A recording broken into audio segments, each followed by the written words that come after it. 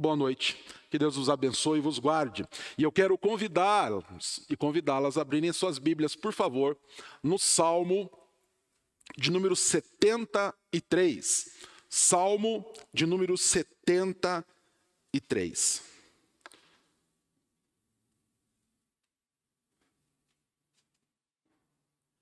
E nós vamos lê-lo a partir do verso 23.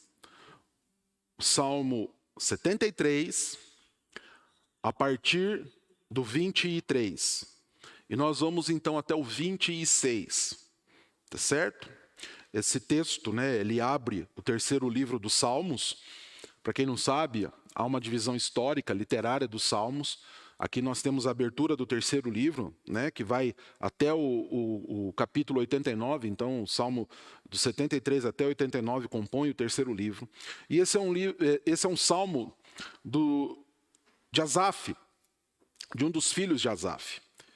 E dentro deste salmo há algumas divisões. E a divisão que nós vamos ler vai do 23 até o 26. E ela diz assim, olha, presta bem atenção. Todavia, estou sempre contigo. Tu me seguras pela minha mão direita. Tu me guias com o teu conselho e depois me recebes na glória. Quem mais tenho eu no céu? Não há outro em que eu me compraza na terra. Ainda que a minha carne e o meu coração desfaleçam, Deus é a fortaleza do meu coração e a minha herança para sempre. E Asaf, ao proferir esse salmo, e ao nós lermos esse salmo, nós podemos ver aqui uma oração, uma declaração de confiança e de constância de um filho de Deus. De alguém que tem muito certo no seu coração o caminho que deve seguir. De alguém que não se inclina para outras opções diante da única opção viável que nós temos, que é a presença do Senhor. Asaf diz, todavia eu estou sempre contigo.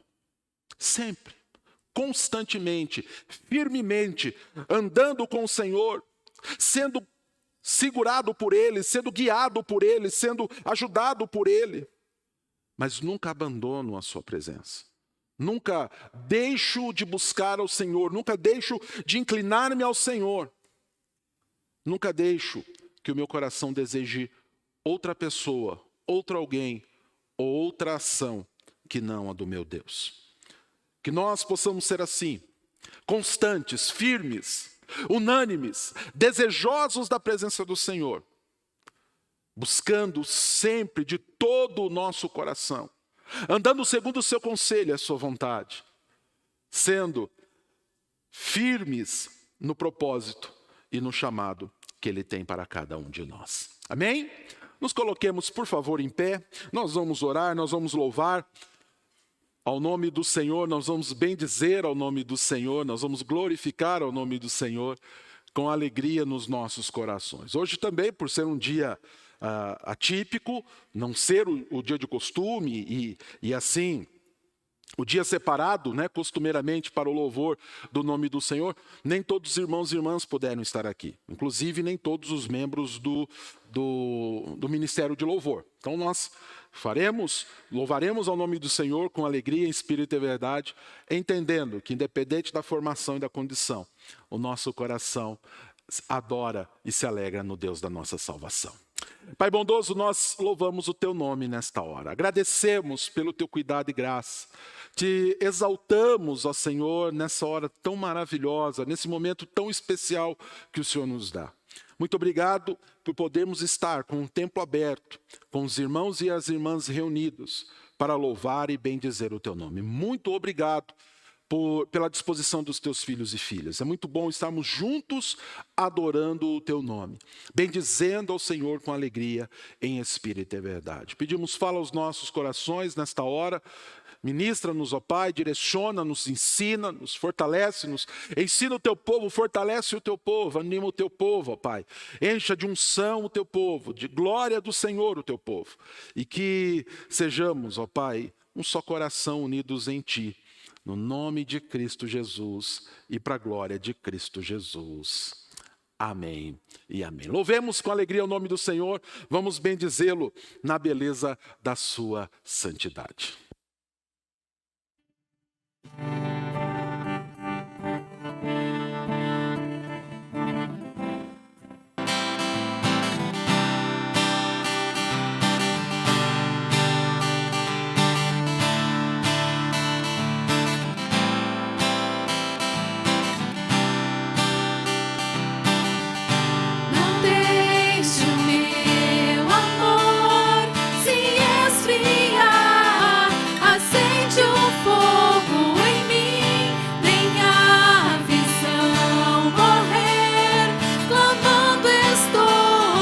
Acende o fogo em mim.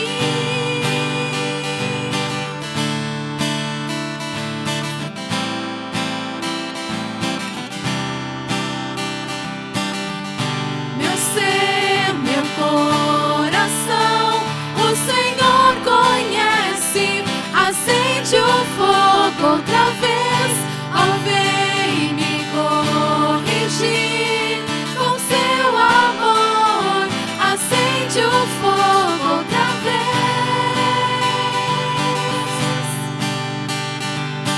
Refinado serei, precioso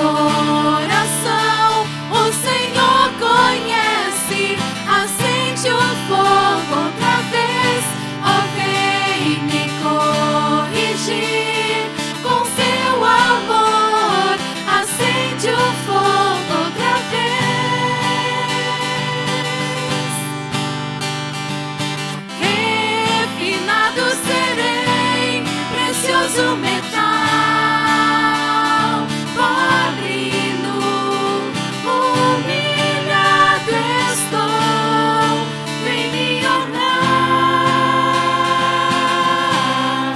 não me envergonharei. Acende o fogo em mim.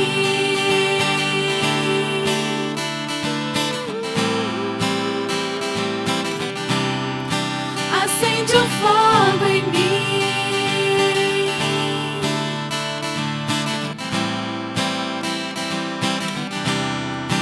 Acende o fogo em mim. Amém. Que esse seja o nosso desejo, que o Senhor dia após dia possa renovar a nossa vontade, o nosso desejo de estar na presença dEle.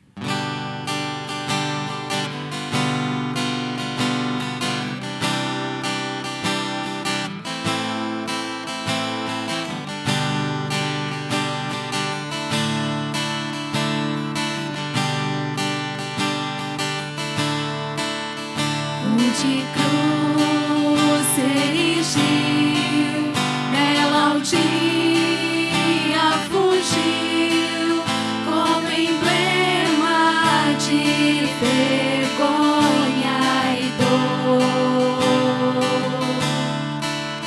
Mas eu sei que na cruz, nesse dia, Jesus deu a vida por mim, pecador.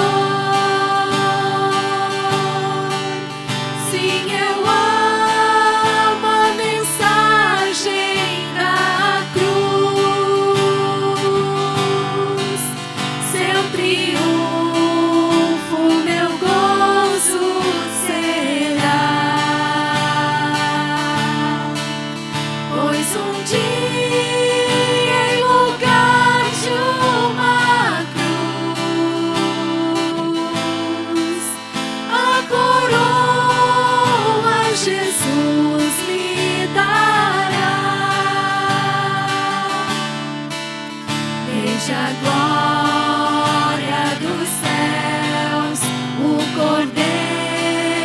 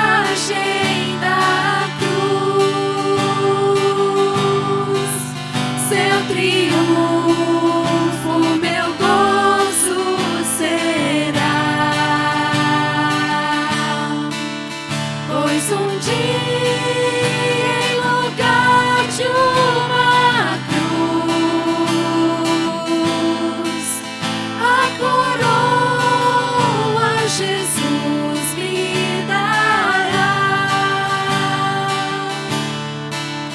Pois um dia em lugar de uma cruz, a coroa Jesus me dará. Amém. Essa é a mensagem maravilhosa que nós temos, né? Que no lugar de uma cruz, que no lugar da morte, nós vamos receber a vida eterna.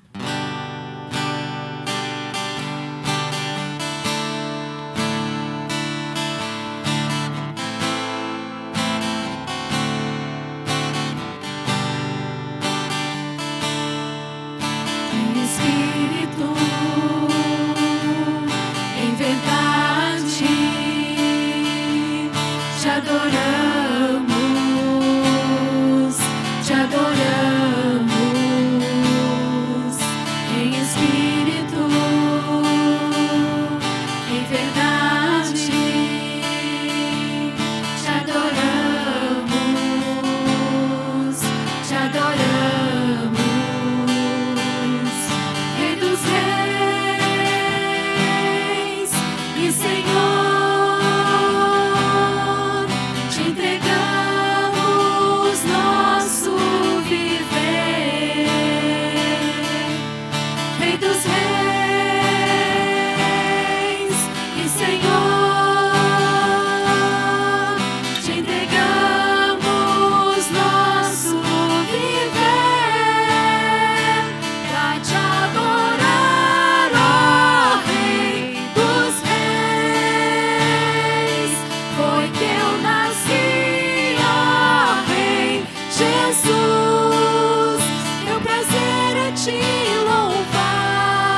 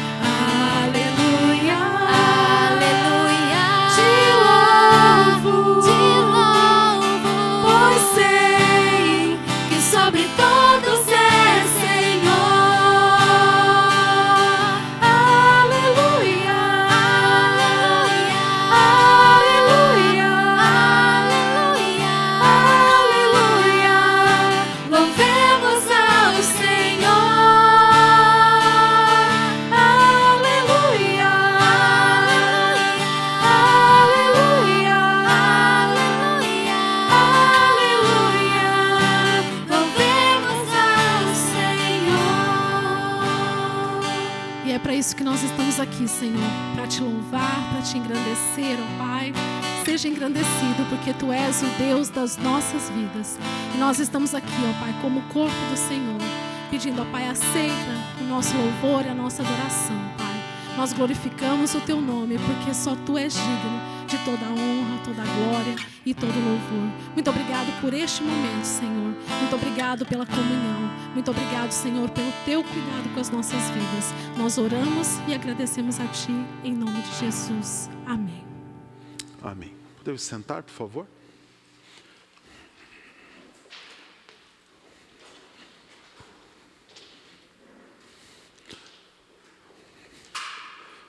É muito bom nós louvarmos ao nome do Senhor, o nosso Deus. Declarar a Ele, né, a nossa gratidão, nossa adoração, dizer que nós o louvamos, né? Aleluia. Louvado seja o nome do eterno Deus. Nós estamos caminhando, começamos na semana passada, numa série que não tem uma data prevista para acabar, mas uma série que contempla a exposição da carta do apóstolo Paulo aos Gálatas. Eu quero então convidá-los e convidá-las a abrirem suas Bíblias, por favor, na carta aos Gálatas, a igreja da região da Galácia.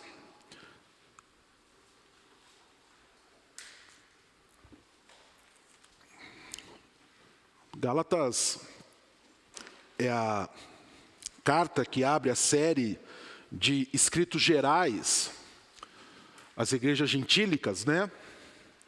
Talvez seja por isso que ela esteja colocada logo após a segunda carta de Paulo aos Coríntios, né? Paulo escreve aos irmãos de Roma, escreve a primeira, a segunda, e alguns autores vão dizer até a terceira, e alguns ainda até a quarta aos Coríntios, né? Sendo que uma ou duas não estariam contempladas aqui, não estariam escritas aqui.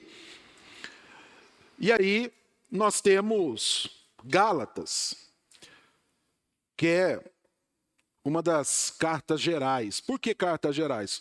Porque ela era uma carta com conteúdo que não servia só para uma igreja, que não estava destinada só para uma igreja. E no caso de Gálatas, como falei semana passada, isso é muito claro, porque a Galácia não era uma cidade, a Galácia era uma região, né? E haviam igrejas na região norte e na região sul. Nós estamos trabalhando com a ideia de que Paulo tenha escrito esta carta às igrejas da região sul, que contempla Antioquia da Pisídia, Listra, Derbe e Icônio, né? Então, nós estamos trabalhando com essa ideia. Há autores, há estudiosos que entendem que Paulo possa ter escrito esta carta a outra região, ou, no entanto, até a toda a região da Galácia, né? Mas eu creio que Paulo esteja escrevendo realmente para essas igrejas, as igrejas da região sul. Então, nós estamos trabalhando com essa ideia. Isso muda de alguma coisa o conteúdo? Não. Tá? Se nós fôssemos trabalhar presumidamente com a ideia de data, se nós fôssemos levar a importância, a data da escrita e coisa e tal, talvez sim nós precisaríamos fazer essa divisão, mas isso também não importa para nós. Tá? Isso são somente notas de conhecimento para o nosso entendimento. Entendendo então que a Galácia era uma região, tá? Uma região que havia sido evangelizada, que havia conhecido de Cristo, que tinha sido doutrinada nos ensinos cristãos e que agora estava enfrentando um problema. Falei um pouco a respeito disso também na semana passada. Se você quer conhecer um pouco mais destas questões, uma maneira muito fácil é através da Bíblia de Estudo de Genebra. A Bíblia de Estudo de Genebra, que é a publicação oficial, a Bíblia oficial da Igreja Presbiteriana do Brasil, ela tem em cada carta uma introdução.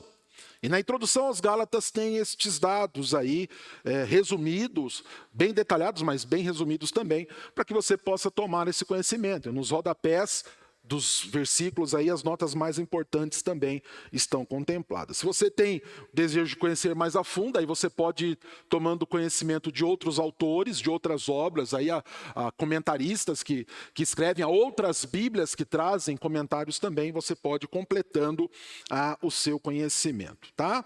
O que eu quero é expor a ideia, é trazer a ideia, é trabalhar a ideia do texto com você, alguns pormenores que são importantes para que você entenda a dinâmica daquilo que está aqui, e aí trazer a aplicação,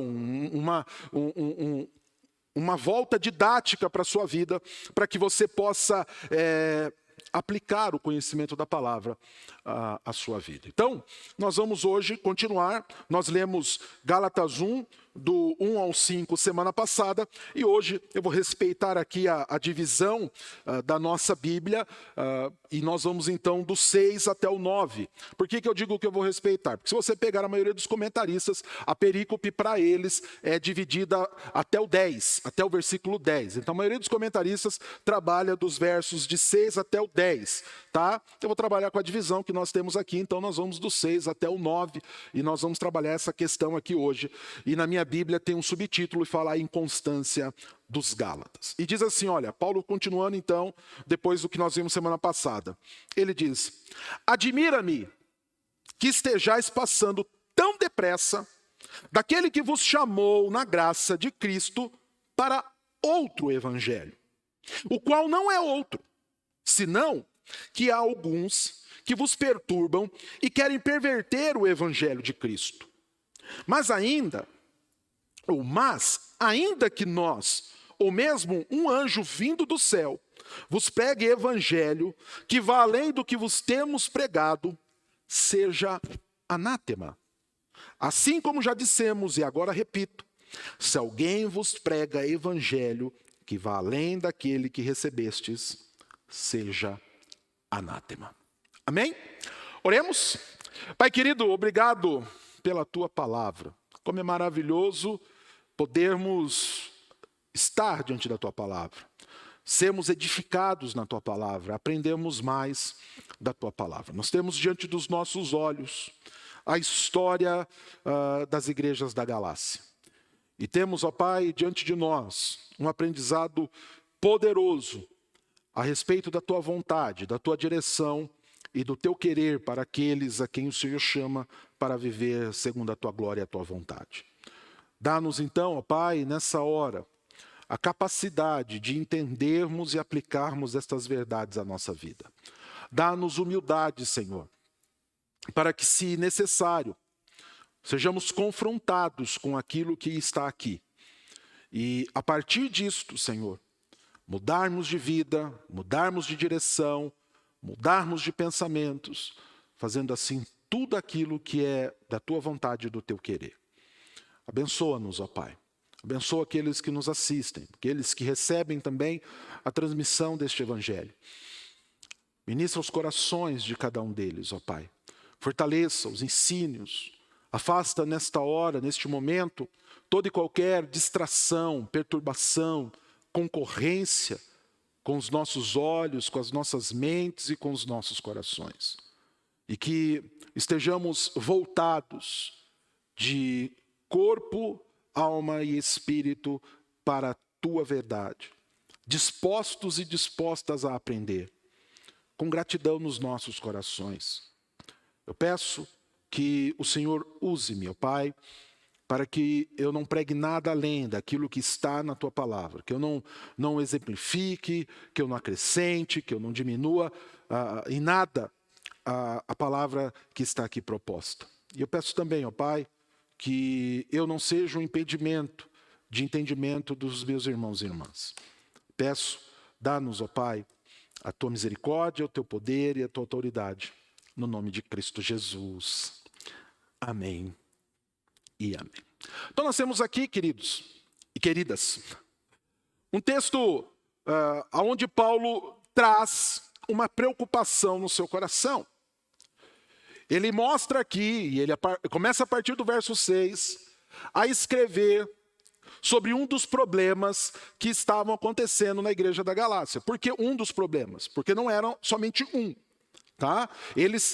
Os problemas dos quais o Paulo vai abordar, os problemas aos quais Paulo vai tratar, eles estão circundando, eles estão em órbita de uma só situação. Porém, são vários problemas. E um deles está aqui. Os Gálatas estavam abandonando os princípios, as direções e os ensinos do verdadeiro evangelho.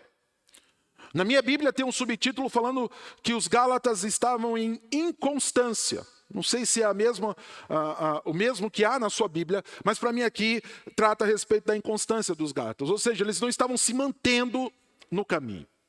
E isso estava incomodando a Paulo de uma tal maneira, e isso havia tomado uma dimensão tão séria, que Paulo suprime aqui, Paulo abandona aqui um dos recursos muito comuns observados em outras de suas cartas. Sempre que Paulo vai escrever uma carta, ele faz a introdução, nós lemos o texto da introdução semana passada, nós abordamos algumas lições importantes da introdução da semana passada.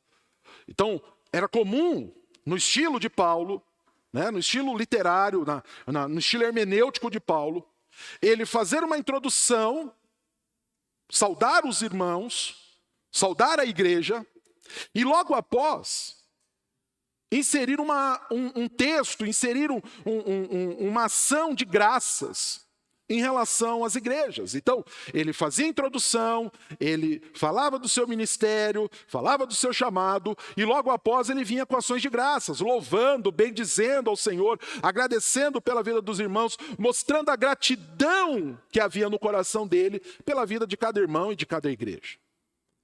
Aqui em Gálatas não é assim. Assim que Paulo sai da introdução, ele já entra na exortação. Assim que ele sai da introdução, ele já entra na admoestação, porque o desvio que estava acontecendo era grave. E não havia louvor, não havia gratidão, não havia nesse momento um outro sentimento no coração do apóstolo Paulo, a não ser chamar a igreja à atenção. Então Paulo suprime o agradecimento, Paulo suprime as ações de graças e vai direto ao assunto, ele vai direto ao ponto. Ele vai colocar os pingos nos is. Porque desviar-se, abandonar o evangelho, virar as costas para a graça, é algo inadmissível para aqueles e para aquelas que se dizem filhos e filhas de Deus. Abandonar os ensinos das Escrituras, assumir um outro ensino, assumir uma outra postura, uma outra disposição de mente, é inadmissível, é inaceitável para aqueles que querem viver segundo a vontade do Pai. Então, mesmo com uma exortação cheia de brandura e de amor, ainda assim, Paulo mostra a seriedade do chamado, a seriedade do puxão de orelha que era necessário ser dadas aos Gálatas. Então veja bem, Paulo pula da introdução para uma pastoral. Ele não deixa de dar essa pastoral. Ele não deixa de tratar do assunto. Ele usa palavras amorosas, ele usa brandura, mas ele mostra que o que estava acontecendo era sério. Então, nós podemos observar, olhando a hermenêutica aqui do texto, olhando, observando, né, o contexto literário dos escritos de Paulo, que havia nele um desejo urgente de corrigir a caminhada da igreja. E ele introduz essa sessão para nós, falando da sua admiração. Ele diz: admira-me, eu estou abismado. Uma das traduções possíveis aqui do original é essa: eu estou abismado. Se não me engano, a King James traz essa tradução. A King James traz aqui o versículo 6 dizendo: estou abismado, eu estou boquiaberto, eu estou pasmo, eu estou estupefato diante da atitude de vocês, Gálatas. admira-me. E aqui há energia. Aqui há incisão, Paulo é incisivo. Admira-me que estejais passando tão depressa. Passar aqui é colocar outra coisa no lugar. Ou colocar no lugar outra coisa. Então Paulo diz, olha, eu estou admirado que vocês estão colocando outra coisa, que vocês estão inserindo outra coisa, de uma maneira tão rápida, de uma maneira tão abrupta, tão impensada. Vocês não estão raciocinando, vocês não estão ponderando, vocês não estão considerando. Vocês estão sendo imaturos. Vocês estão fazendo as coisas de uma maneira impensada. Parece muitos crentes dos dias de hoje, né? Não pensam nas coisas, vão fazendo as coisas, vão tomando decisões, vão tirando conclusões e tomando direções de uma maneira tão precipitada, tão incalculada, que é algo de ficar boquiaberto. E Paulo diz, vocês estão colocando muito rapidamente outra coisa no lugar daquele que vos chamou. Vocês estão colocando uma outra mensagem, que não a mensagem verdadeira de Jeová, de Yahvé, do Deus Todo-Poderoso, que vos tirou do império das trevas e vos trouxe para o reino do Filho do seu amor. Vocês estão muito rápido, colocando outra coisa em seu lugar. Paulo está dizendo, olha, o Deus que vos chamou na graça, e graça que é favor imerecido. Então Paulo faz menção do favor imerecido, né? E ele vos chamou em Cristo. Vocês estão virando as costas para a graça. Vocês estão virando as costas para Deus. Olha a insensatez de vocês. Olha a atitude que vocês estão tomando. Vocês estão virando as costas para Deus. Estão dando de costas para o Senhor. Isso é inimaginável, Gálatas. Esse abandono, essa atitude. Estarem colocando no lugar deste evangelho de Cristo e se voltando para outro evangelho. Para outra mensagem. Para outra boa nova, né? Evangelho aqui é a tradução de evangelium, né, do grego, e outro aqui, né, é héteros, né? Então, de outra natureza. Então vocês estão assumindo para vocês uma mensagem que é de outra natureza, que não é de natureza divina, que não é a mensagem do coração do Pai. Então ele diz, admira-me, voltando aqui no início do 6, que estejais passando tão depressa, que estejam colocando no lugar do Senhor, da mensagem do Senhor, de forma tão depressa, né? Daquele que vos chamou na graça de Cristo para outro evangelho, para uma mensagem de outra natureza, uma mensagem que vem de uma outra fonte. Vocês estarem considerando como boas novas aquilo que não é boas novas. Porque se é outro, não é o original, ele não vai produzir o mesmo efeito. Ele não tem o mesmo poder, ele não tem a mesma autoridade, ele não tem a mesma capacidade. O evangelho da graça salva. E vocês estão abandonando ele. Vocês estão abandonando esse evangelho, estão colocando no lugar do verdadeiro evangelho um outro evangelho, né? Algo que é de outra natureza. Mais uma vez eu repito, no original é héteros, né? E esse outro evangelho que vocês estão assumindo não é o evangelho da justificação pela fé, mas é um evangelho, como nós vamos ver aqui. Já lemos todo o texto, eu vou abordar um pouco mais a fundo. É um evangelho, é uma boa nova, é uma mensagem de obras. Mas saibam, Gálatas, verso 7, esse evangelho não é outro. Então ele coloca aqui, né, o qual não é outro. E outro aqui, nesse momento, não é héteros. Outro aqui é halos. Então nós temos duas palavras com a mesma tradução para o português. Por isso que de vez em quando é importante nós nos debruçarmos nos originais. Por isso que de vez em quando é bom nós fazermos uma exegese um pouco mais a funda.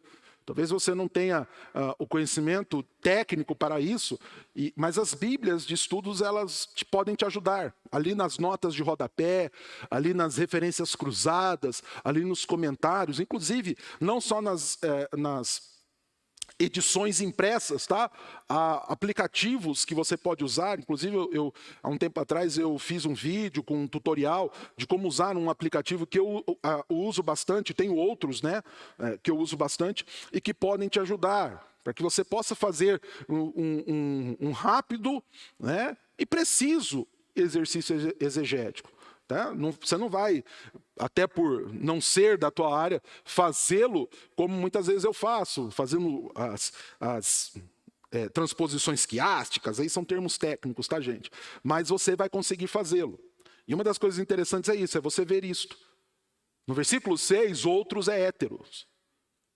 E héteros quer dizer o quê? De outra natureza, de outra forma, de outra fonte.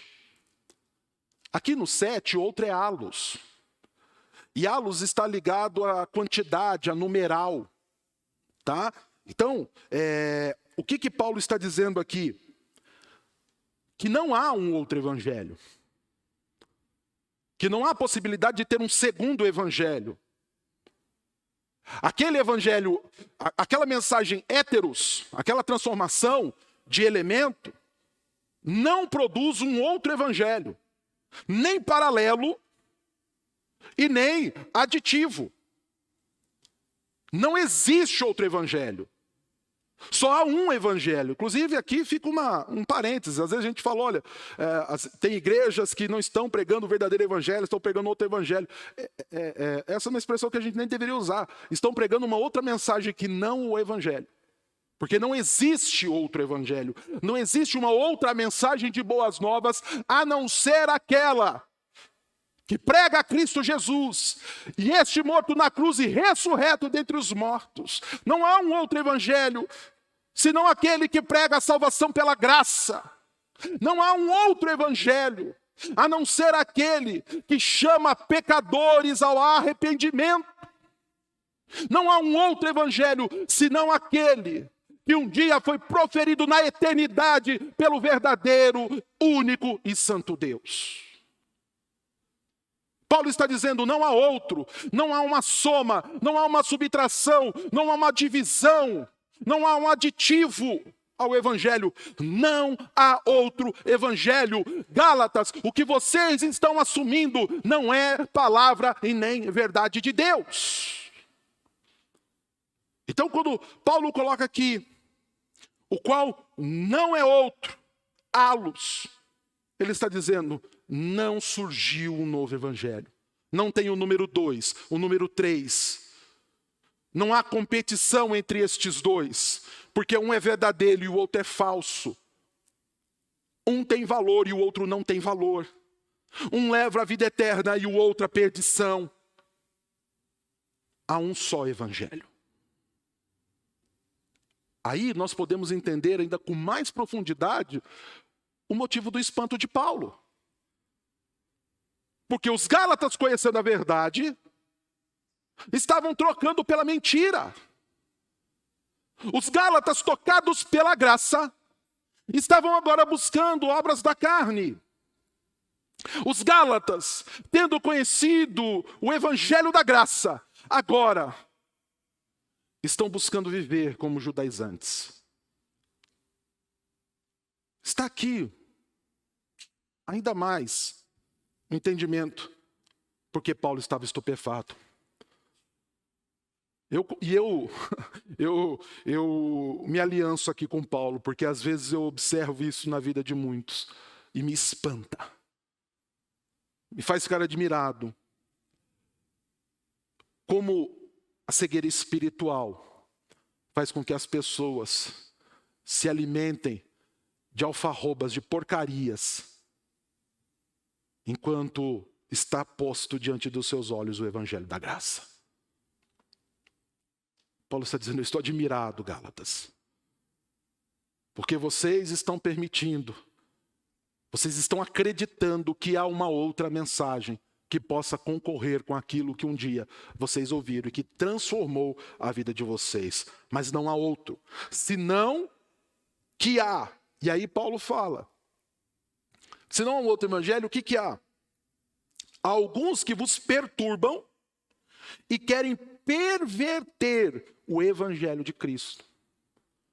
Transformar, adulterar. A perversão é uma mudança perversa, maligna, de algo que é bom. Tudo aquilo que é pervertido está contrário à vontade de Deus. Quando eu leio Paulo dizendo aqui, eu me lembro muito de Romanos 1. A perversão no coração dos homens, que deixados à sua própria sorte, como um castigo, essa liberdade que muitos pregam, né? Esse pride que muitos estão pregando aí, essa liberdade sexual, essa toda forma de amor que estão pregando aí, isso aí é perversão. Está contra a vontade de Deus. Está contra o que Deus colocou. O homem se achando livre está vivendo na sua pior cadeia. Está vivendo no seu pior estágio. Está vivendo na sua parte mais deplorável. E se levantar contra isso, o mundo entende que você não tem amor. Pelo contrário, eles perverteram o amor. Por isso que quando eles conhecem o verdadeiro amor, mas não são movidos pelo Espírito para acreditarem nesse amor, eles dizem que o amor é pervertido, não o que eles vivem. Isso é loucura.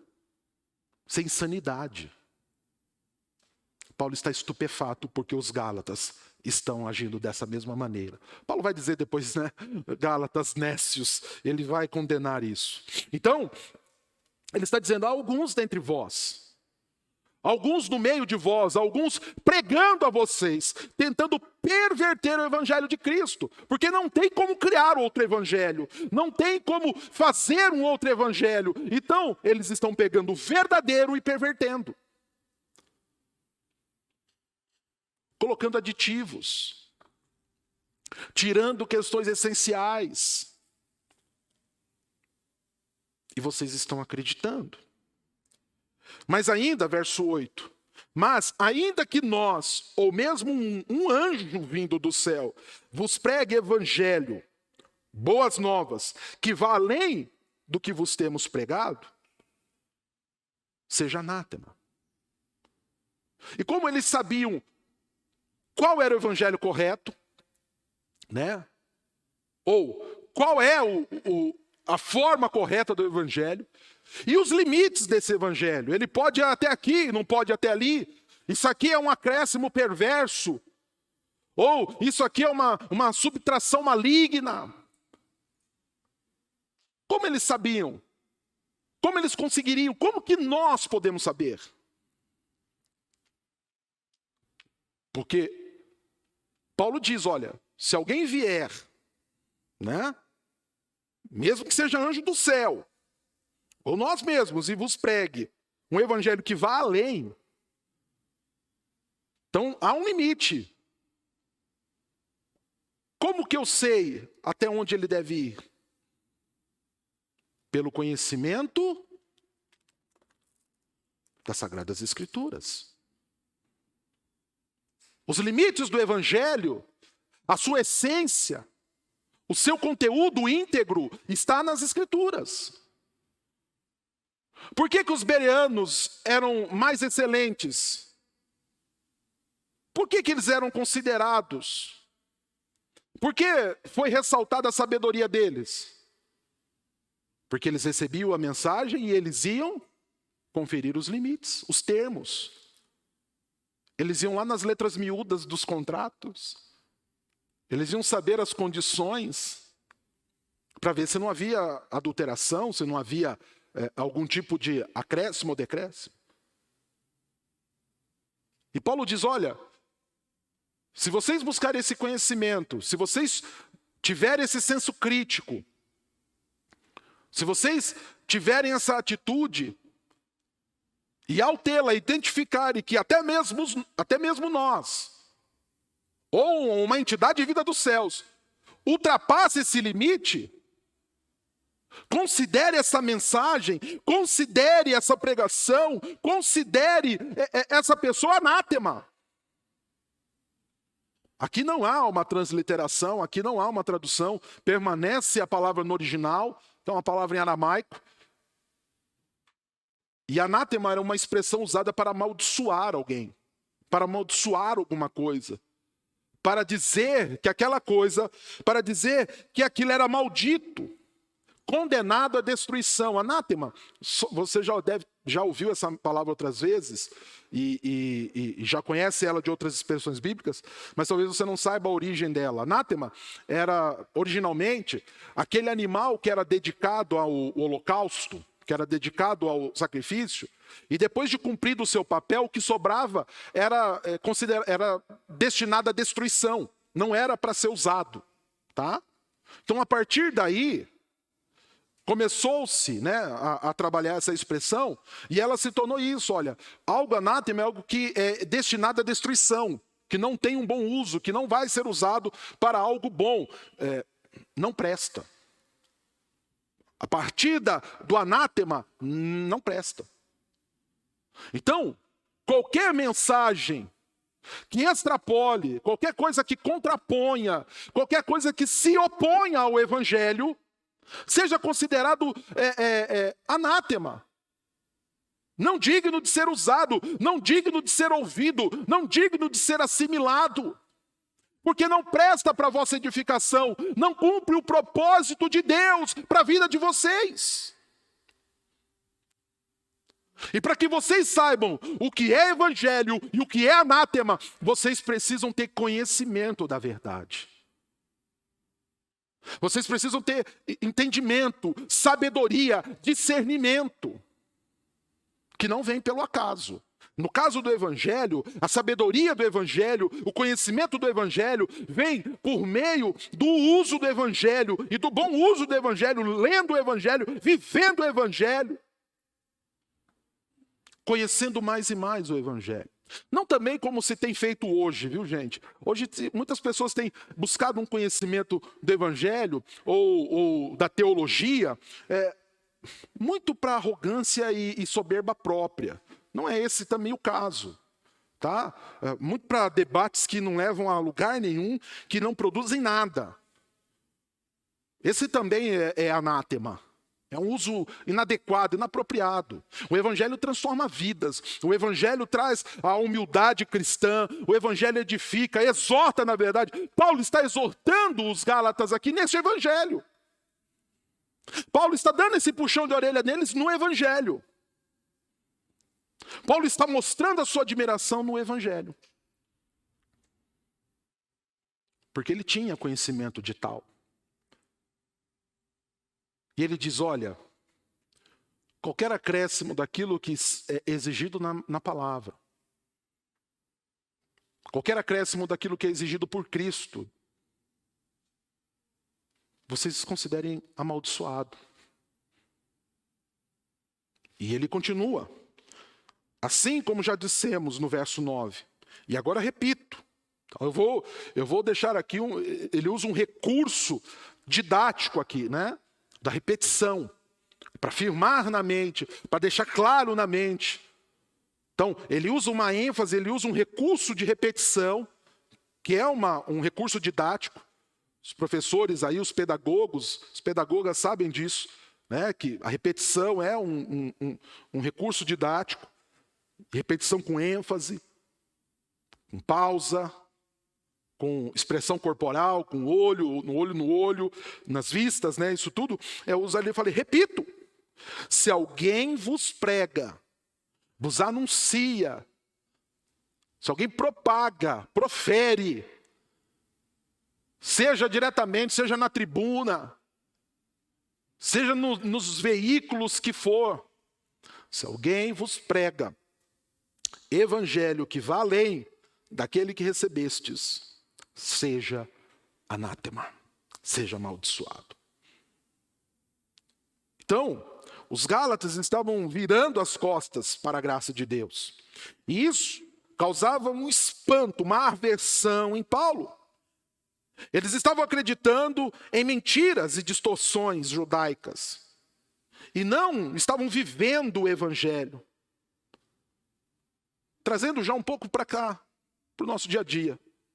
Essa é a luta de muitos, que por serem inconstantes, se viram para a mentira e vivem a falsidade.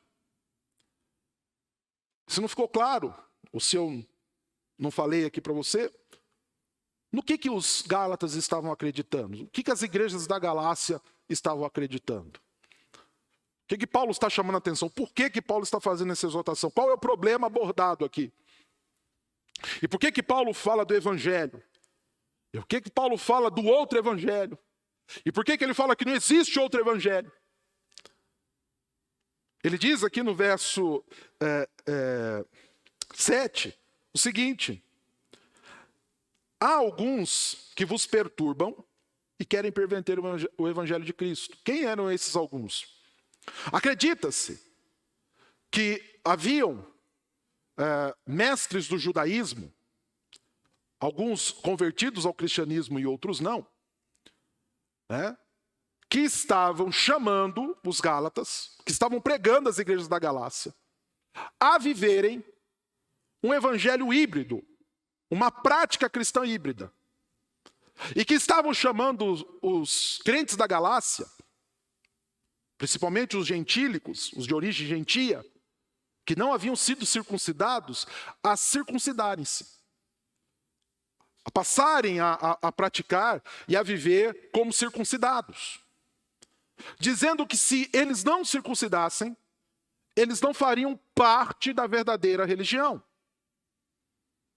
Que eles não fariam parte do corpo, do verdadeiro Israel de Deus. Flávio Josefo, um historiador desta época, relata, que nesse período aqui, quando Paulo escreve essa carta, já falei para você, entre 55, até 65, ali alguns acreditam que foi escrita essa carta, havia um movimento nacionalista judaico muito forte. Então eles estavam querendo inserir também pensamentos políticos, nada diferente dos dias de hoje. Pensamentos políticos dentro da prática cristã. Então, você, para ser um verdadeiro religioso, você tem que ser um judeu na carne, para que você possa viver realmente como judeu, para que você possa fazer parte da nação celeste e da nação terrena do judaísmo. Então eles estavam chamando para uma prática carnal, uma marca na carne. Só que Paulo começa a dizer aqui, ou começa a relembrar os Gálatas aqui, que o evangelho é pela graça, não por obras. É pela fé, não por práticas. Ele está relembrando aqui que a partir da fé que toma conta do coração do cristão, ele passa a praticar atos de justiça, atos de verdade. Mas por que foi salvo? E estes atos não têm nada a ver com atitudes carnais ou com marcas carnais. Antes, sempre são marcas, sempre são ações espirituais que tributam glória a Deus. Então, os Gálatas estavam sendo chamados, estavam sendo impelidos, direcionados a fazerem algo fora do evangelho.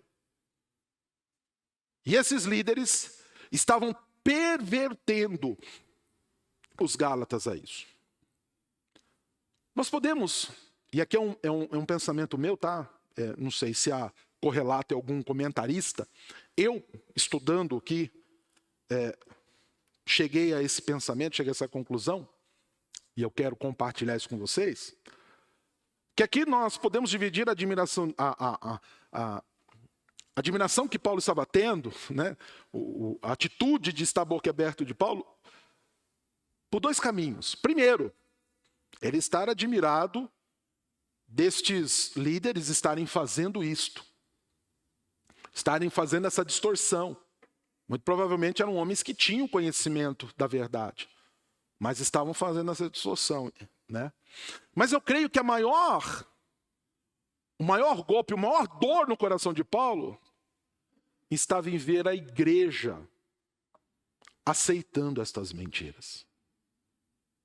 E eu penso nisso pensando na dor que toma o meu coração, na indignação que me toma, no nó que me dá na garganta quando eu percebo isso na vida de irmãos e irmãs. Diante de tamanha luz e clareza, trilharem um caminho de mentiras. Diante da verdade, seguirem a mentira. Diante da palavra, se deixarem tomar por suas próprias emoções, suas próprias conclusões, se deixarem levar pelos seus próprios desejos. Se eu fico indignado, quanto mais Paulo, dos quais não sou nem digno de desatar o nó de suas sandálias. Então eu fico imaginando o coração de Paulo dilacerado em ver a igreja de Cristo aceitando, assumindo, assimilando para si mentiras, transpondo, rompendo com os marcos, saindo das fronteiras. Aqui hoje a gente não tem muito essa prática, os dias são outros, mas se você foi criado mais ou menos na mesma época que eu, você brincou bastante na rua, né? Eu brinquei bastante na rua. E eu me lembro, às vezes eu pedia para minha mãe ou para o meu pai, posso ir a tal lugar? Vai até ali, não é para ir lá.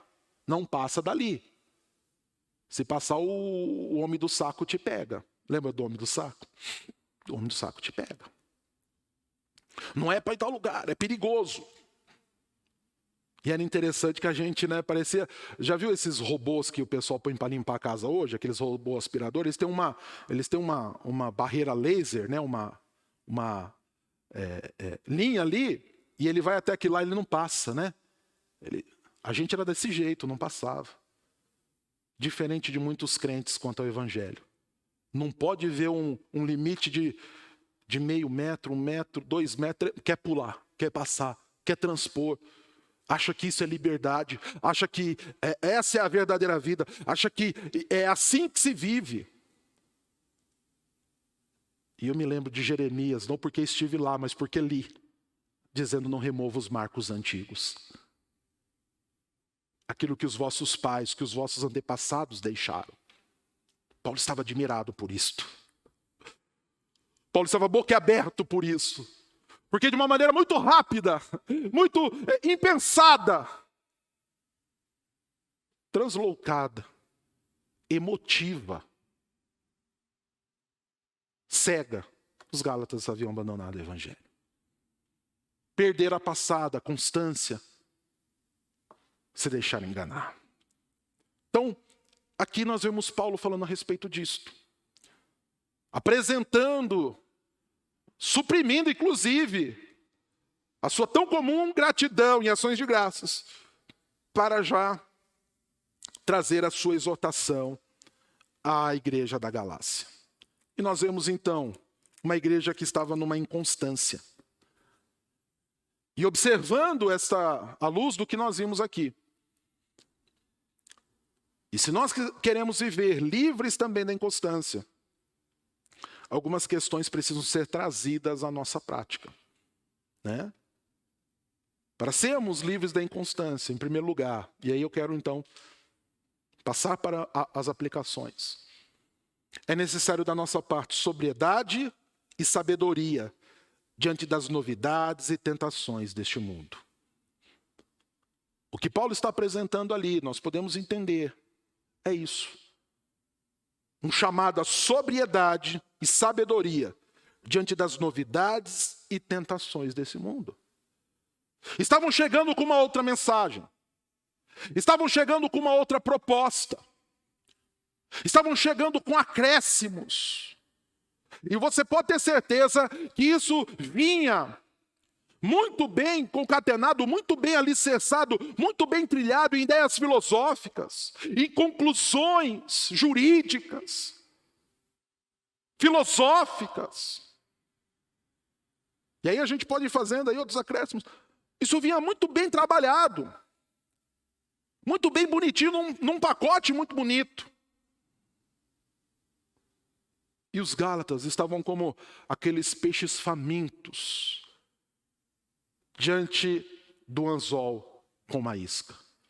E olha que, se duvidar aqui pela exortação que Paulo traz, nem isca tinha no anzol. Os Gálatas estavam tão cegos que qualquer coisa que jogasse, eles abriam a boca e pegavam. Eles abriam a boca e colocavam para dentro. Faltava-lhes sobriedade.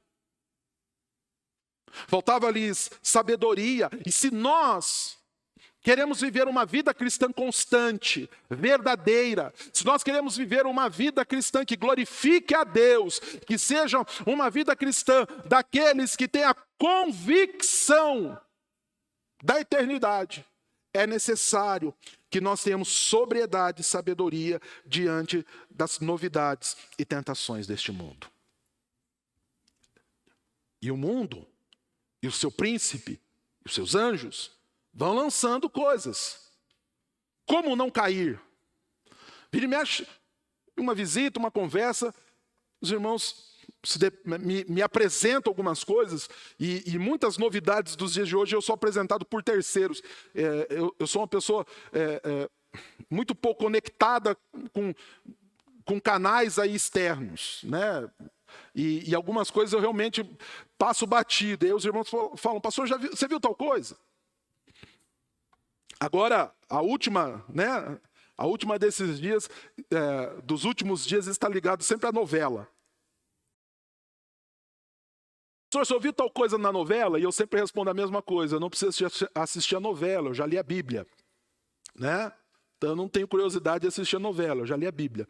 E eu não preciso da interpretação dos bispos da Universal para mim. Eu já busquei na palavra de Deus o conhecimento. Mas os irmãos e irmãs vira e mexe me trazem. Pastor, você viu tal coisa? E eles ficam de cabelo em pé. Eu falo, irmãos e irmãs, tem que ter sabedoria. Tem que ter discernimento, sobriedade. Não, pastor, mas está ali. Não está. Você acha que está. Eles fazem você acreditar que está.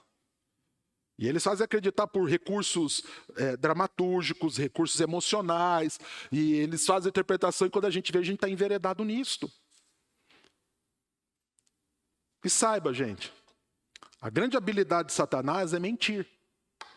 Ele é o pai da mentira. Então ele vai estar empenhado em te fazer cair mesmo. E ele vai te fazer cair e você vai gostar de cair. Ele não vai fazer você cair e você vai cair chorando. Não, ele vai fazer você gostar. Você vai estar... É o que estava acontecendo com os Gálatas. Eles estavam gostando de ir para o inferno. Eles estavam gostando de estar errado. Eles estavam se sentindo bem com isto. Eles só vão ter a noção depois. E uma das coisas que essas mentiras fazem, essas enganações fazem, é nos tirar a sobriedade. Elas nos entorpecem. Mais ou menos como acontece com o vinho, com a bebida, né? Ela vai te roubando aos poucos, você não vai percebendo, vai ficando cada vez mais gostoso. Vai ficando cada vez mais quente, né?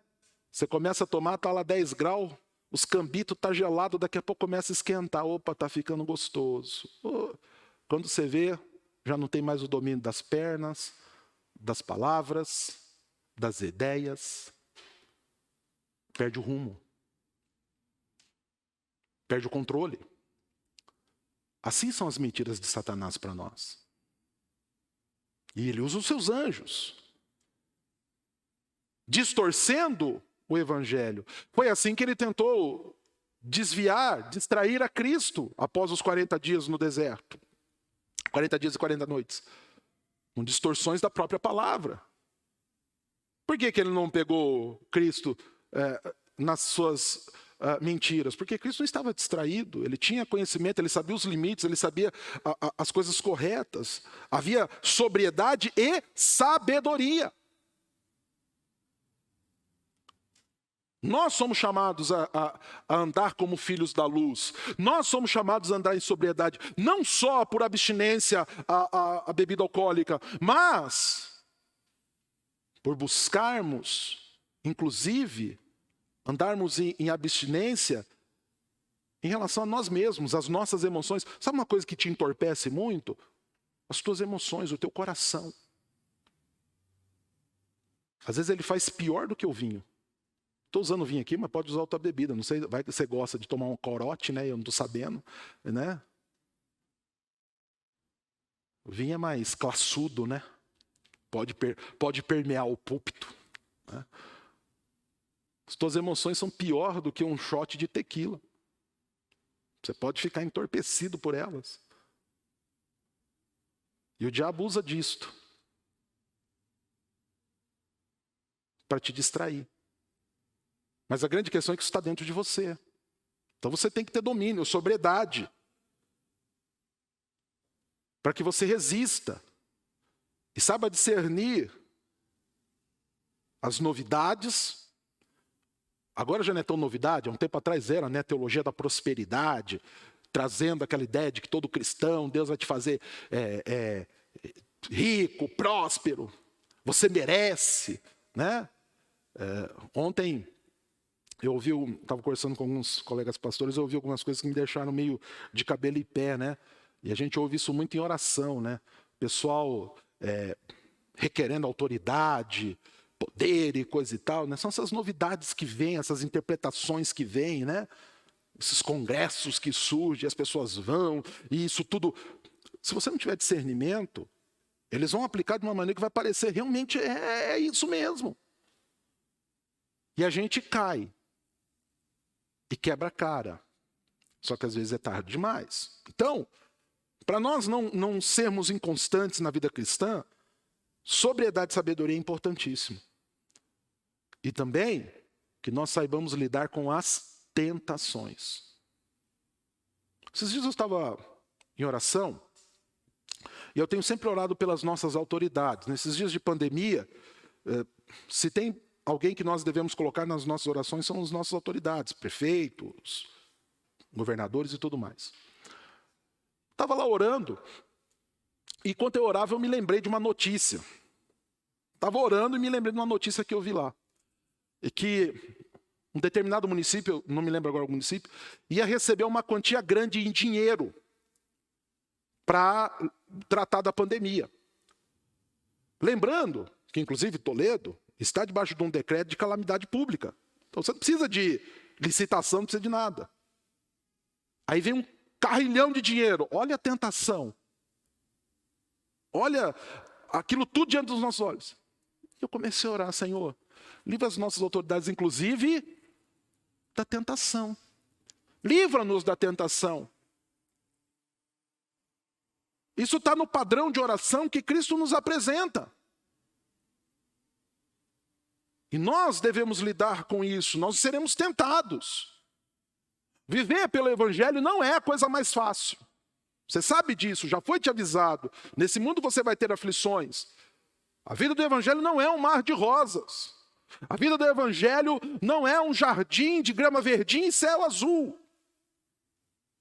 A vida do Evangelho é o caminho estreito. São lutas, batalhas. Por conta desse Evangelho, Paulo descreve inúmeras situações que ele passa. Ele fala, quanto a isso, ninguém me moleste, porque eu trago no corpo as marcas de Cristo. Falando das aflições. Então não é fácil.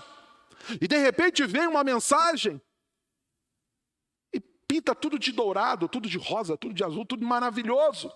E a gente falou, é isso que eu quero, eu não quero outra coisa. E nós somos tentados a desistir. Nós somos tentados a compensar as nossas dificuldades em outros lugares que não em Cristo.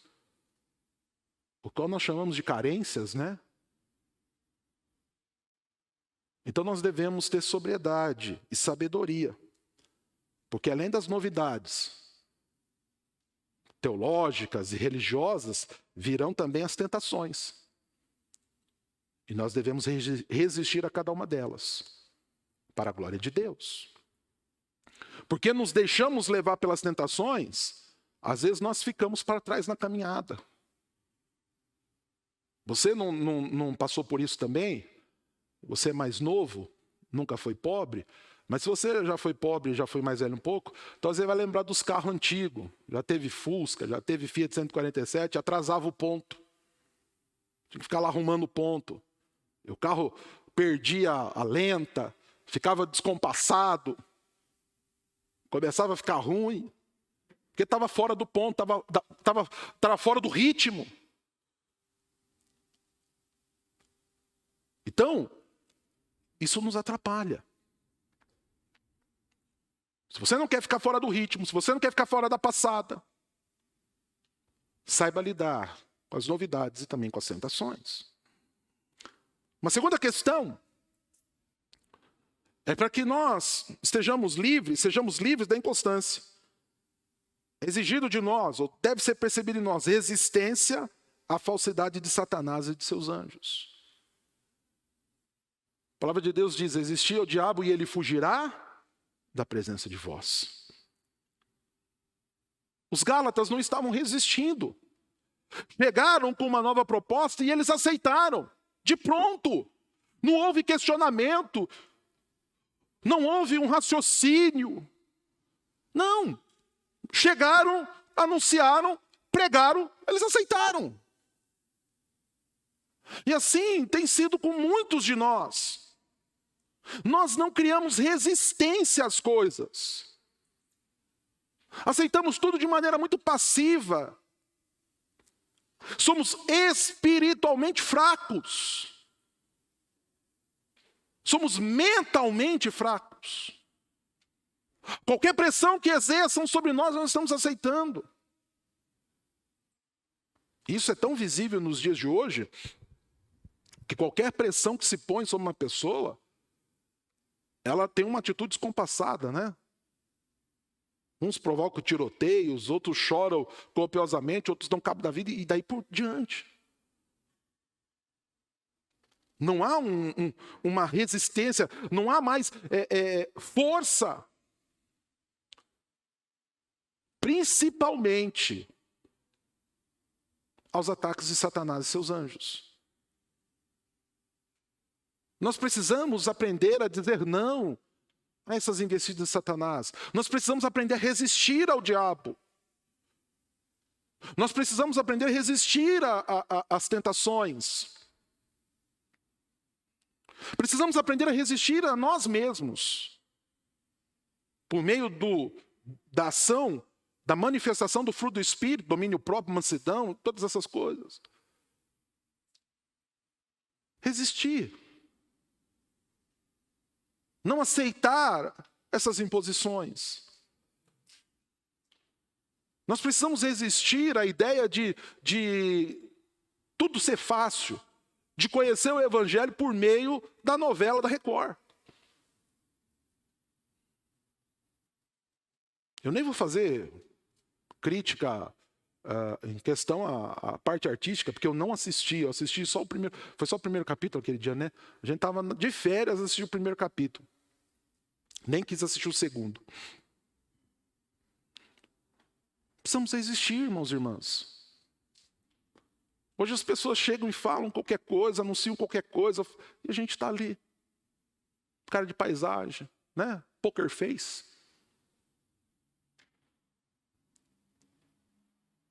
Devemos ter força, musculatura espiritual.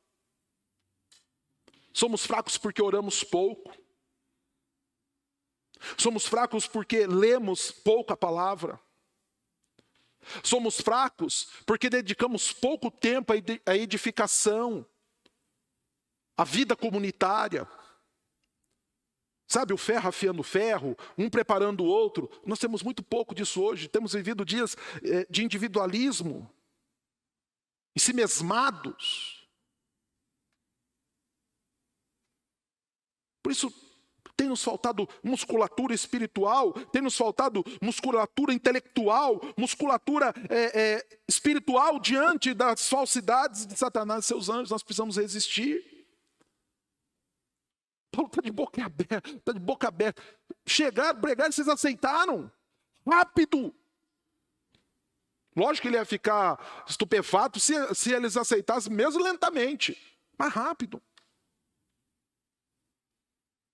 Então, nós precisamos resistir. Resistir às falsidades de Satanás na liturgia da igreja. Resistir às falsidades de Satanás quando ele traz uma pregação distorcida. Resista. Resista em assistir aquele pregador que te encanta, não porque prega a verdade, mas porque prega algo que te agrada, que está com um fundo musical romântico,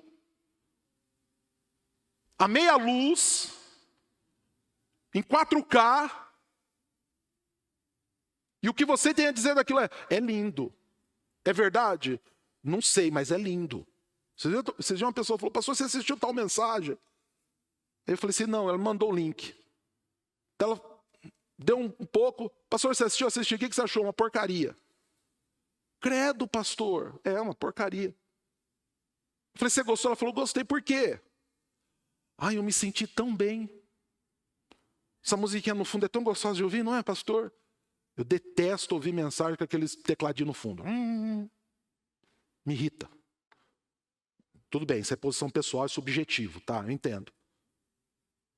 Mas quando a pessoa fala que você é o ponto fraco de Deus, isso além de me irritar, me fala que isso é heresia. E tem gente entorpecida. Lindo. É maravilhoso. Eu sou o ponto fraco de Deus, eu sou pastor. Não, você não é o ponto fraco de Deus. Você é o estrado dos pés do Senhor. Pecador, merecedor do inferno, mas Ele te ama e te trouxe para o reino dEle. Mas as pessoas ficam... Não há resistência, não há exercício mental, não há culto racional, não há disposição nova de mente. As pessoas ouvem o evangelho, mas não tem uma nova disposição de mente.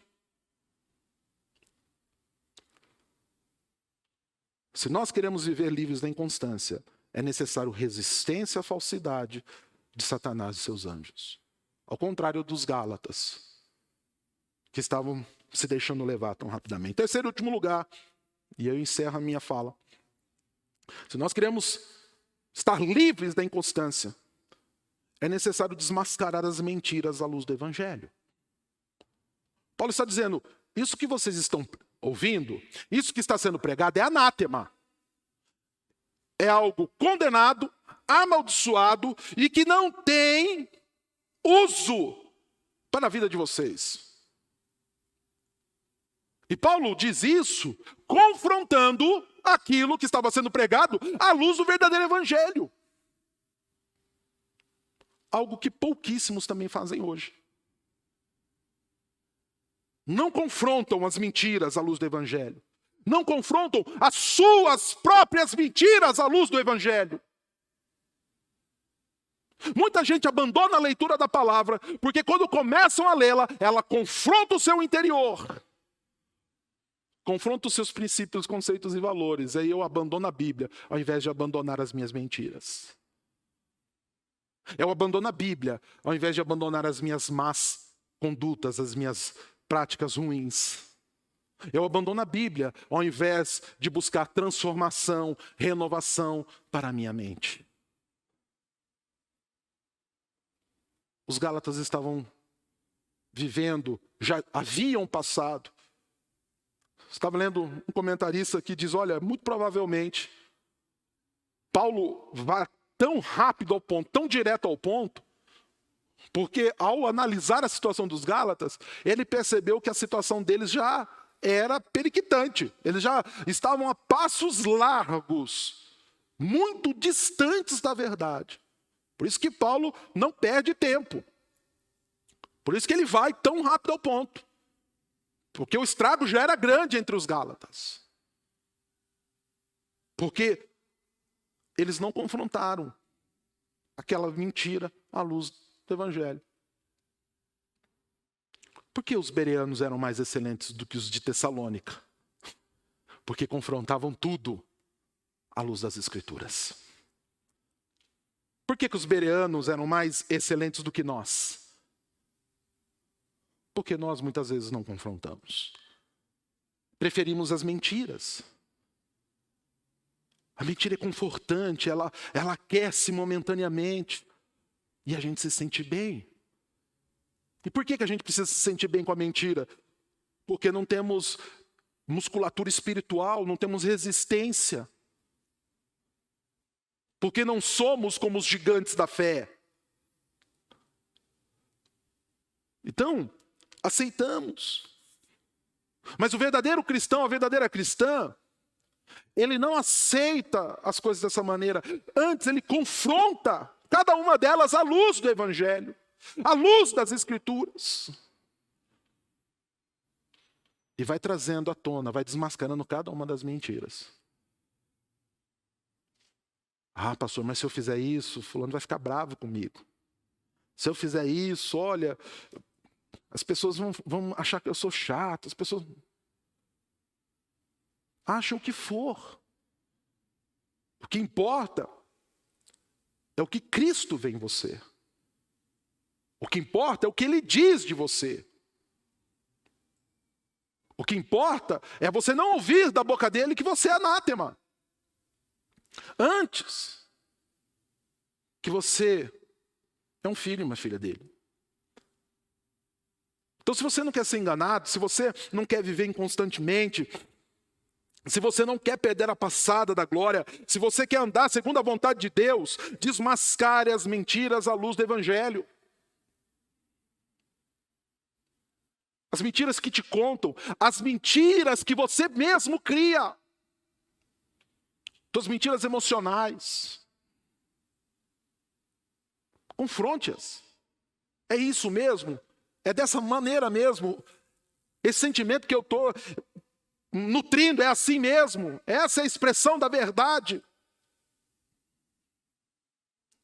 Eu posso não querer perdoar essa pessoa? Aí você vai lá no evangelho, você vai ver que não. Ah, mas eu posso fazer igual aquele pastor falou. Como que ele te falou, querido? Ele falou assim, pastor, que eu posso perdoar, mas eu não preciso conviver. Mentira. Já pensou se Cristo tivesse te perdoado e falado, te perdoo, mas você não vai comigo para o céu. Está perdoado, mas vai perdoado lá para o inferno. Jesus sabia de Judas. E ele os amou, e os amou até o fim. Esteve junto, conviveu. O Senhor cumpriu na vida de Judas o seu propósito. Então, como que eu vou trabalhando nessas questões? À luz do evangelho. À luz do evangelho. Duro que a gente muitas vezes quer o evangelho na vida dos outros, mas não quer na nossa. A gente quer a expressão do evangelho na vida dos outros, não quer na nossa. Eu tenho que desmascarar as mentiras à luz do evangelho. E isso vai me trazer a caminhada correta, a passada correta. E o que for fora disto é anátema, fora da vontade do Senhor. Que nós entendamos e apliquemos essas verdades às nossas vidas. Que nós vivamos dessa maneira. Que a glória de Deus seja percebida em nós. Em nome de Jesus. Oremos. Pai amado, muito obrigado pela Tua palavra. Obrigado por poder, ó Pai, lê-la, trazê-la para os nossos corações. E a partir, ó Pai, do entendimento dela, podemos aplicar esse conhecimento às nossas realidades, às nossas práticas. Muitas questões aqui não são fáceis. Não são para mim, não são para os nossos irmãos e irmãs, mas dá-nos força, Pai. Resiliência, caráter, coragem, para colocarmos cada uma delas em prática. Para buscarmos ainda mais profundidade nesses entendimentos e termos uma vida sobremodo excelente segundo a tua vontade e o teu querer. Ajuda-nos, perdoa-nos e nos fortalece. É o que nós pedimos a ti, Santo Deus, em nome de Cristo Jesus. Amém e amém. Louvado seja o santo nome do Senhor nosso Deus. Quero convidar, nesse momento, chamar para estar aqui comigo os presbíteros, presbítero Douglas, presbítero Jonathan. Os presbíteros também estão em revezamento, viu, irmãos e irmãs? Por conta dos decretos, dentro da organização aí. Já podem calçar as luvas, por favor. Porque hoje nós vamos ter mais uma oportunidade de termos ministrado a ceia. Você que está aqui conosco nessa hora, que está preparado e preparada para participar da ceia do Senhor, você que faz parte de uma igreja evangélica, né? Está em plena comunhão com o corpo de Cristo, você é nosso convidado e nossa convidada a participar. E às vezes eu falo, né? Esses dias atrás, ministrando uma das ceias, depois de ter ministrado, uma pessoa me perguntou ali fora: pastor, o senhor sempre fala de estar preparado, né? Se você está preparado para a ceia, o que é estar preparado para a ceia? Eu gosto muito de buscar esse entendimento no que o apóstolo Paulo diz lá na primeira carta aos Coríntios, no capítulo 11. Paulo trata esse preparo dizendo que nós devemos examinar a nós mesmos, o nosso interior. Aqui se aplica o que nós aprendemos agora. Levarmos o nosso interior, as nossas intenções, as nossas atitudes à luz das Escrituras, à luz do Evangelho. E buscarmos, vivemos em pureza segundo o Evangelho de Cristo. É lógico, irmãos e irmãs, que em um ou outro momento, infelizmente, nós pecaremos. O Senhor Jesus disse que nós enfrentaríamos quedas, mas que em cada uma delas poderíamos recorrer a Ele, nosso advogado fiel.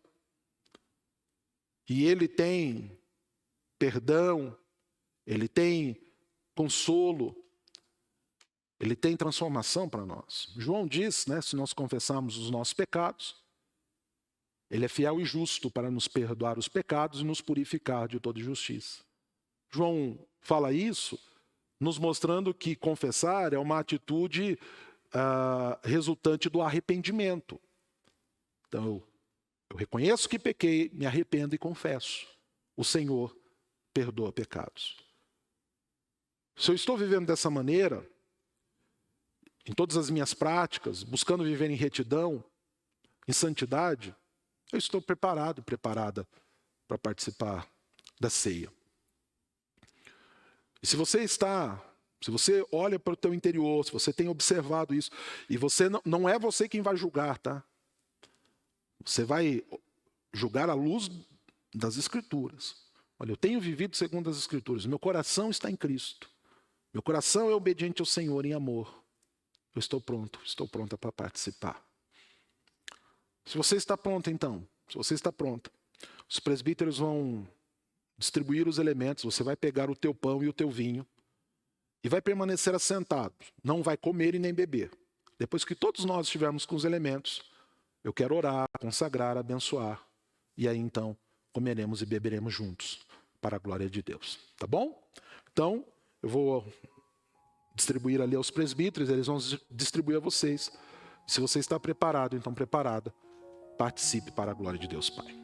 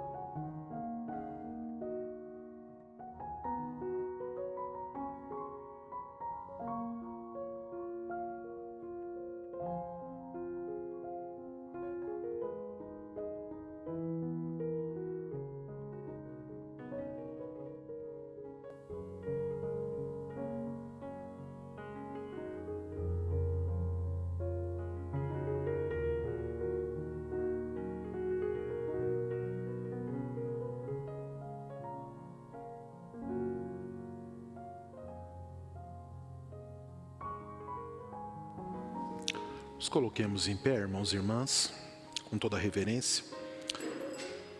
A palavra do Senhor, nessa noite que ele estava com Judas também, né, entre os 12, a palavra do Senhor diz que na noite em que Cristo foi traído por Judas, ele estava reunido com os 12 e num momento muito propício, o qual ele havia pedido para que acontecesse, momento de festa, de comunhão, de conversa. E em um determinado momento o Senhor partiu o pão entre eles. E tendo dado graças, ele disse: esse é o meu corpo que é dado por vós. Comei dele todos em memória de mim. E depois de haver enceado, ele tomou o cálice e, levantando, deu graça e disse: esse cálice é o cálice da nova aliança no meu sangue. Bebei dele todos em memória de mim. Porque todas as vezes que comerdes do pão e beberdes do cálice, anunciai a minha morte, até que eu venha para consumar todas as coisas. Então, nós temos hoje essa celebração como um sacramento para nós. O sacramento da Eucaristia, da Santa Ceia. E quando nós o fazemos, expressamos a nossa gratidão por tudo que foi feito por nós. E também a comunhão que temos com o corpo do Senhor. Esse corpo dele hoje, o qual nós fazemos parte e fazemos com grande alegria. É um privilégio estarmos juntos celebrando a Santa Ceia nesse momento. Oremos com gratidão ao Senhor. Pai, obrigado por tão grande graça e por tão grande amor. Eu te louvo pelo privilégio de estarmos aqui reunidos em teu nome. Sabemos que o pão não se transforma na tua carne, tampouco o vinho no teu sangue. Porém, temos entendimento de que o que fazemos aqui nos arremete ao teu sacrifício, à tua morte vicária, à tua ressurreição, à tua vida que é dada por nós. Sabemos que o Senhor se faz presente aqui, ó Pai, também por meio desses elementos. Nossa gratidão, adoração e louvor ao teu nome que é santo, poderoso e verdadeiro. Nós agradecemos, ó Deus e Pai de todos nós, em Cristo Jesus. Amém. Comam do pão e bebam do cálice para a glória de Deus.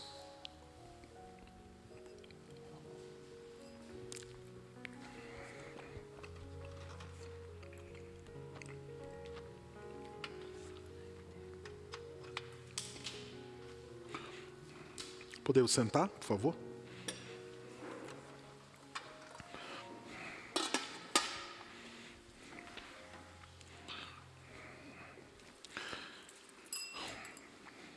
Já vou começar o fim, esse trocadilho.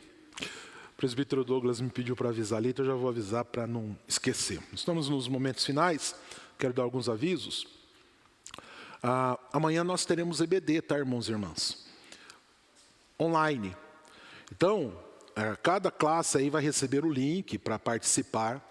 E eu gostaria muito de pedir que você participasse. O fato de ser online não descredencia e não diminui o conteúdo nem a importância.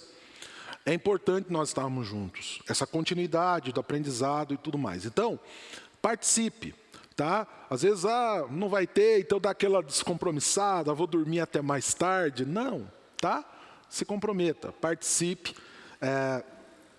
e esteja conosco lá. Nós vamos ter todas as salas, tá? Inclusive, a Simone está com uma sala de discipulado básico, vai ter. Eu estou com a sala de bem-vindos, né? Dos irmãos que nós estamos ensinando sobre presbiterianismo. Vai ter, vamos ter todas as salas. Então, está tudo organizado para ter. Tá? Você organize-se também para participar. Uma benção, tá bom? Então, participe. O culto, esse culto agora, ele não foi transmitido ao vivo, tá? Ele vai ser transmitido amanhã às 19h30, tá? para não ficarmos sem a grade no domingo. Até eu tinha pensado, estava me programando para fazer uma mensagem para amanhã, entrar ao vivo amanhã, mas é muito conteúdo na semana, aí vai fundir na cuca também, tem hora que não dá, né? Nós já fizemos isso, né, Dani? Já fizemos umas 4, 5 transmissões na semana, né? Chega uma hora que também não vai. Então, essa de hoje vai para amanhã, tá certo? Então, se você assistiu hoje, lógico, você não participar mais, depois vai lá, compartilha, passe adiante, é importante, tá certo? Nós temos tido bastante alcance com as nossas transmissões. Eu estava olhando lá, nós temos alcançado bastante pessoas têm assistido, têm entrado e pedido orientação, o que tem sido muito legal, muito interessante. Tem acontecido as interações por meio das redes sociais, então nós temos usado também como um canal missionário da igreja. Então, nos ajude, compartilhe lá, tá bom? Lembrando, as programações da semana, dessa próxima semana também serão online, tá? Só na terça que as mulheres estão se reunindo, porque está dentro do horário, as mulheres estão respeitando o distanciamento, as questões, então as mulheres vão fazer o encontro presencial. Os demais, nós faremos online. Então, homens, preparem para segunda-feira participarem, tá? Para estarem juntos, é um tempo maravilhoso, tá? Quarta-feira nós teremos a transmissão online, tá? Vai ser feito online. E as demais. Nós vamos ver se essa semana sai um novo decreto e nós vamos ver como fica. Se não sair, nós permaneceremos. E para semana que vem, se permanecer o domingo a igreja fechada, nós vamos conversando para ver o que nós faremos, se adiantaremos, traremos para sábado, coisa e tal. Tá certo? Mas vai acompanhando, nós vamos te colocando a par das questões. Tudo bem? Se você veio preparado com o teu dízimo e oferta, se você trouxe, você pode depositar, o gasofilaço está lá ao fim. Esse envelope aqui que você está vendo nas minhas mãos, tem lá no quadro, lá você pode pegá-lo. Ou você pode usar os meios digitais, né, fazer a tua transferência por Pix. A chave Pix é o CNPJ da igreja. O pessoal já passou a arte aí, você pode encontrá-la, tá? Você pode pegar o CNPJ da igreja e para você poder fazer o Pix ou a transferência, tudo certinho. Não deixe de dar o seu dízimo, nem a sua oferta, não deixe de contribuir. Fora isso, tem mais um aviso? Mais algum aviso? Não, todos foram dados. Tá bom? Agradeço mais uma vez a presença de cada um de vocês, os que nos visitam, um prazer muito grande poder recebê-los. Os que nos assistem, é um prazer muito grande tê-los conosco também, sempre um privilégio. Tá? E oremos para que essa situação que nós estamos vivendo possa estar sendo resolvida segundo a graça e vontade e propósito de Deus. Vamos colocar em pé, nós vamos orar então encerrando. Presbítero Douglas, ora para nós, por favor, nos abençoe, depois eu impetro a benção em nome de Jesus. Oremos. Amém. E que a graça do santo, glorioso, poderoso Deus, Criador dos céus e da terra, único, eterno e justo, o amor de Cristo Jesus, o nosso Salvador, e o poder e a autoridade do Espírito, sua comunhão, seja sobre as nossas vidas, hoje e eternamente. Amém e amém. Irmãos e irmãs, forte abraço, que Deus te abençoe. Cumprimente seu irmão, sua irmã, não um abraço, mas cumprimente, dá aquele tchauzinho de missa, dá aquele soquinho e abençoe a vida do teu irmão ou tua irmã, e que Deus te abençoe poderosamente e gloriosamente em nome de Jesus. Não aglomere, por favor, não aglomere, mas que o Senhor te fortaleça e te guarde em nome de Jesus.